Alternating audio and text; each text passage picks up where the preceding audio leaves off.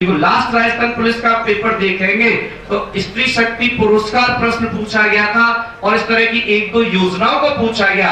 तो वो 8 और 10 पेपर आपको इस बात को क्लियर कर देते हैं कि करंट में कहां से पूछा जा रहा है, और बस वो लिस्ट हमारे हाथ से बननी चाहिए कि इस महीने की मैगजीन में कोई भी मैगजीन खरीदे कोई फर्क नहीं पड़ता, कितने टॉप नियुक्ति हुई है हमने पेन से लिख दिया, किसको क्या पुरस्कार मिला पेन से लिख दिया, कौन सी योजना इस महीने की मैगजीन में है उसे हाथ से लिख दिया, कौन सा अभियान चलाया गया, कौन सी समिति बनाई गई।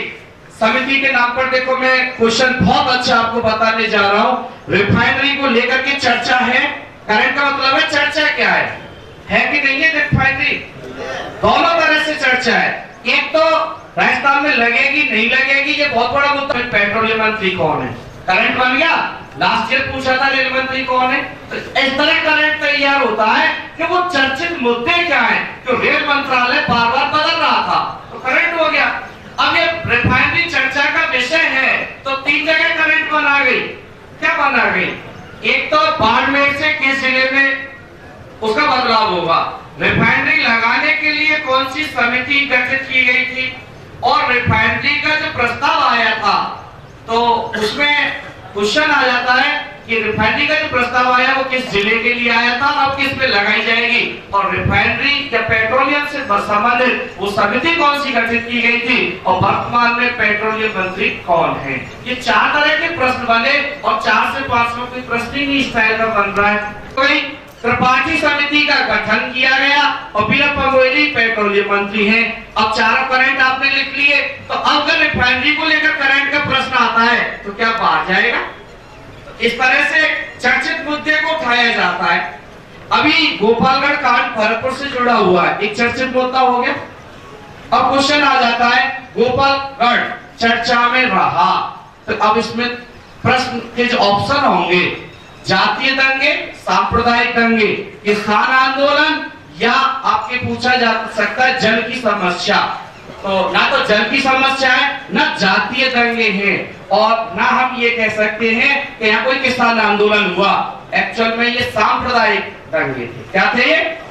तो इस तरह अब बात आती है कि ये दंगे होने के बाद पूछा जाता है, लास्ट टाइम में क्वेश्चन बन चुका था, पीलूपुरा कांड की जांच के लिए कौन सी समिति बनाई गई, बंसल समिति बनी थी, कौन सी, और जबकि गुर्जरों को आरक्षण दिया जाए इसके लिए जो समिति बनाई गई थी वो चोपड़ा समिति थी। चोपड़ा का 2 जगह जिक्र आता है, एक तो मेहरानगढ़ किले में दुखांतिका हुई थी, चामुंडा माता मंदिर में भीड़ की भगदड़ में जहां सैकड़ों लोग मारे गए, उसकी जांच के लिए भी चोपड़ा समिति। तो चोपड़ा समिति का 2 जगह उत्तर होता है। चोपड़ा समिति का संबंध किससे है, गुर्जर आरक्षण, बिल्कुल सही। चोपड़ा समिति का संबंध किससे है, मेहरानगढ़ दुखांतिका या चामुंडा माता में भगदड़ की जांच, दोनों सही है। एक आ जाता है सेकंड गेट में आ चुका है, मेहरानगढ़ दुखांतिका की जांच के लिए कौन सी समिति बनाई गई, तो प्रश्न का उत्तर था चोपड़ा समिति। और जो पीलूपुरा कांड की जांच के लिए समिति बनाई गई बंसल समिति, और अभी मैं जो बात कर रहा था वो गोपालगढ़ कांड की जांच, उसके लिए जो समिति बनाई गई वो गर्ग समिति।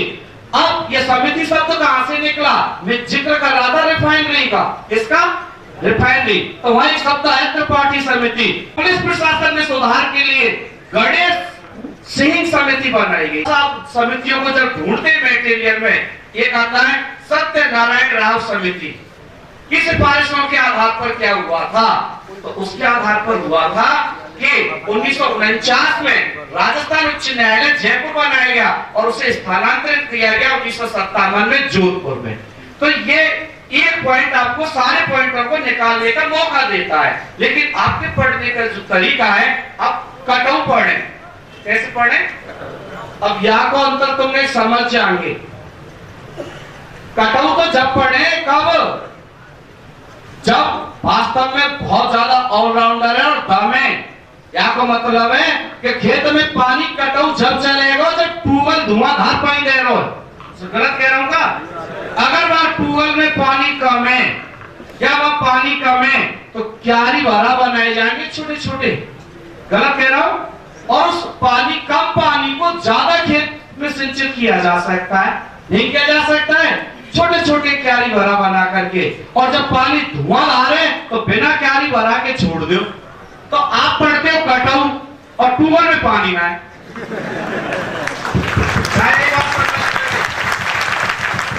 तो आप लोग पढ़ते जा रहे हो और कम है नहीं, तो पढ़ते जा रहा है। वो तो ये कि 10 लाइन पढ़ेगा 20 ने सीख लिया, 20 पढ़ेगा 200 ने सीख लिया, ये तो उसका पढ़ने का तरीका है। आप तो पुलिस भर्ती को आए हो तो पढ़ने में आप थोड़ा सा कमजोर हो, कोई तो भर्ती देखनी पड़ रही है। नहीं तो हम डॉक्टर इंजीनियर नहीं हो जाते, MBA MCA नहीं करते क्या? अमेरिका लंदन नहीं जाते या न्यूयॉर्क जापान नहीं जाते क्या? हम पुलिस भर्ती पहन के भरतपुर ही रहते। थोड़ा सा हम पढ़ने में पीछे रहे, इसीलिए तो ये पुलिस भर्ती देखनी पड़ रही है। निश्चित है कि फिर हमारे ट्यूबवेल में अगर पानी कम है या हम थोड़े से पढ़ने में कमजोर रहे हैं तो हमें उस कटाऊ पढ़ाई की बजाय टुकड़ों में सिस्टम से पढ़ाई करनी पड़ेगी। ये छांट लिया ये काम का है, ये छांट लिया ये काम का है, ये छांट लिया ये काम का है। या तो किसी के मार्गदर्शन में होता है या अच्छे नोट्स में होता है, हर चीज ऐसे संभव नहीं है। तो आपको क्यारी भरा बना की पढ़ाई करनी है, कटाऊ पानी वाली स्टाइल में पढ़ाई नहीं है। तो ये तो उनके करंट जीके पर बात छिड़ी थी तो वो जवाब दिया जा रहा था। किसी अन्य का कोई भी छोटा मोटा प्रश्न, अब कोई स्टूडेंट अन्य प्रश्न करंट जीके के बारे में बताए, चर्चित मुद्दों पे बात होनी चाहिए। राजस्थान जीके, तो सबसे पहले तो मैं यही जानना चाहूंगा कि राजस्थान जीके शब्द आया, पढ़ने में दिक्कत आती है या याद नहीं होता है, जो भी है, तो आप तो मुझे ये बताओ कि आपने किताब कौन सी पढ़ी या जैसे नोट पढ़े, तो स्टाइल कौन सा अपनाया, उसमें बदलाव क्या करना है? दक्ष की, अब देखो दक्ष है या लक्ष्य है या राय है, कोई भी एक किताब आप फिक्स कर लेते हैं तो उसका एक तरीका बता देता हूं। एक्चुअल में आप तरीके, ये जो डिस्कस है ना, ये बीमारी हल करने का तो डिस्कस है। अब पढ़ने का स्टाइल ही नहीं बदला है आप लोगों ने भी, और वो उसमें जो अमल कर जाता है वो लग जाता है, और वो ये सोचता रहता है ऐसी वही से बिना वैसी कहीं, उसके कहने के अर्थ को नहीं समझता है, वो रह जाता है। ये तो सीधा सो है। संत महात्मान की प्रवचन में अगर कोई बात करने मान में लग जाए तो मोक्ष मिल जाए, और यहाँ मान में लग जाए तो नौकरी मिल जाए, सीधा सा मतलब है। इनका रोल ये तो है नहीं कि ये बेकार में दायना लग रहे हैं, इनके कुछ तो अनुभव होता ही है। अब बात है मानने और नहीं मानने पर।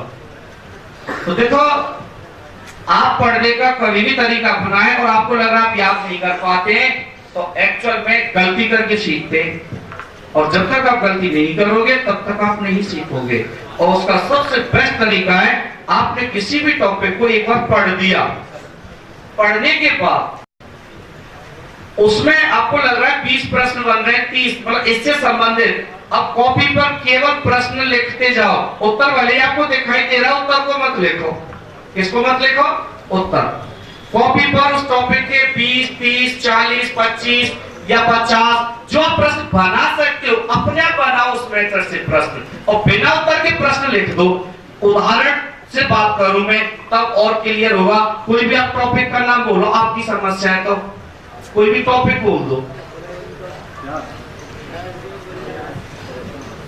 इतिहास में भी कोई टॉपिक बोल दो, झूठ है नहीं, आपका ना टॉपिक बोल दो, मैं उसी टॉपिक पर एक सिस्टम बताऊंगा ना, एक से क्लियर हो। इतिहास और कहा मेवाड़, अब ये कह रहे हैं कि मैं इतिहास याद करना चाहता हूं और मेवाड़ याद करना चाहता हूं, एक उदाहरण है पूरे राजस्थान जीके के लिए। तो आप बात को समझना एक टॉपिक से जो पूरे राजस्थान जीके पर लागू हो जाएगी, और वो बात क्या है। आप मेवाड़ इतिहास पढ़ोगे तो वह पूरा सिस्टम आएगा। मेवाड़ को प्राचीन काल में ये कहा जाता था, और मेवाड़ में इस वंश का प्राचीन काल में शासन था। उसके बाद यहाँ ये वंश आया, इसने ये युद्ध लड़ा, ये रानी थी और ये आक्रमण हुआ था, इसकी उपाधि ये दी गई। आपने पूरा मेवाड़ इतिहास पढ़ लिया, पढ़ाई तो है। अब टॉपिक कंप्लीट करने के बाद अब आप उसमें से प्रश्न अपने हाथ से लिखो, उत्तर मत लिखो। पहला क्वेश्चन जैसे बन गया, मेवाड़ का प्राचीन नाम क्या था, बना दिया सब, एक प्रश्न अपने आप नहीं बन गया। ये पूछ लिया मेवाड़ का जो चर्चित राजवंश है वो कौन सा है, दूसरा क्वेश्चन बन गया। ऐसे ही मेवाड़ में ये पूछ लिया कि खमनौर युद्ध किन के मध्य हुआ, क्वेश्चन बना दिया। ऐसे आपने 20, 25, 30, 50 प्रश्न बना दिए। अब प्रश्न कॉपी में जब प्रश्न बना रहे, भले वो उत्तर दिखाई दे रहा है, उस उत्तर को नहीं लिखना है, नहीं लिखना है, बिल्कुल भी नहीं लिखना है। प्रश्नों के उत्तर को नहीं लिखना है, प्रश्न बन गए। अब आप एक एक प्रश्न को, किताब को तो बंद करके रख दें, अर्थात मटेरियल, और मटेरियल आपने जब बंद करके रख दिया, अब आपने 50 में से 20 के उत्तर दे दिए और 30 के आपने नहीं दिए और प्रश्न आपने ही बनाए। जब आपने चेक किया तो 20 आपको याद थे। 20 का अर्थ क्या है? 20 आपको याद थे। सर का मैं परिचय करा देता हूँ। सर का नाम है पुरुषोत्तम शर्मा। ये यहाँ हमारी कोचिंग से ही जुड़े रहे हैं और इस समय जयपुर में ये अध्यापन कार्य से जुड़े और जयपुर में इन्होंने बहुत अच्छा नाम कमाया है और हमें ऐसे लोगों पर गर्व होता है जो कौटिल्य का नाम जयपुर जैसे शहर में जाके करते हैं। एक बार तालियों के साथ स्वागत। तो मैं बात कर रहा था, उसे कंटिन्यू करता हूं और वो बात क्या थी, ध्यान से सुने। क्या आपसे 30 प्रश्नों का जवाब नहीं दिया गया, लेकिन आपका इतनी समय में इंटरेस्ट बन चुका है। क्या इंटरेस्ट बन चुका है? मैं ये नहीं जानता था यार, ये कैसे पता लगेगा, तो मैं ये नहीं जानता था, ये कैसे पता लगेगा। तो अब उन तीनों के प्रश्न का उत्तर मैं मटेरियल में ढूंढ रहा हूं, तो वहां से सही सही उत्तर आएंगे। अब कैसे?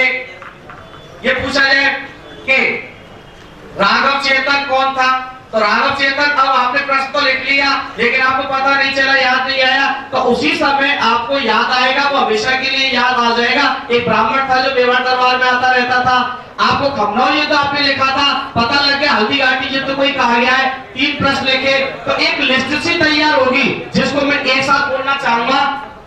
मेवाड़ का प्राचीन नाम था मेदपाट और सिवी जनपद। मेवाड़ का प्राचीन नाम क्या था?